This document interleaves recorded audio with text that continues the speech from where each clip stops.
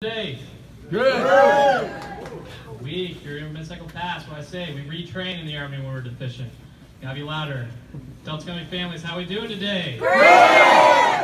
Excellent. All right. So Colonel Voorhees, Sergeant Major Blind, Colonel Bradon, Sergeant Major Wilson, Colonel Retired Man, distinguished guests, family, friends, and loved ones.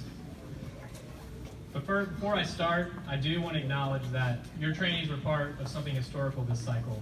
We had the first female staff sergeant in the United States Army reclassify from a support MOS into a combat arms, the Combat Arms Infantry branch for 11 Bravo.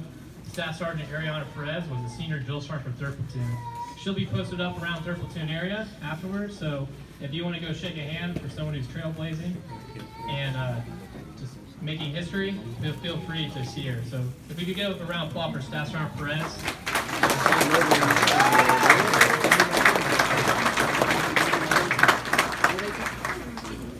I personally would like to thank you, all of you, for being with us today. This is my last Turning Blue ceremony, and the speech is bittersweet for me, as this will be the last time I address newly minted infantrymen. As with everything in life, things change. They always do. Today's change marks a special day in these young soldiers' lives. This ceremony marks the day when they become the U.S. Army's newest infantrymen. On September 14, 2018, 206 civilians arrived at Fort Benning, and after 14 weeks of training, 163 of them have earned the title of infantrymen and are receiving their coveted Blue Cord. The Blue Cord signifies that this soldier is an infantryman who will be fighting on the front lines of the nation's Army, courageously entering into harm's way and shouldering the most dangerous tasks in combat.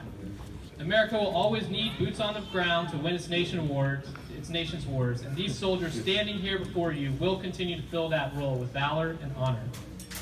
As infantrymen, they are America's most precious resource. The history of the Blue Cord begins with the birth of our nation.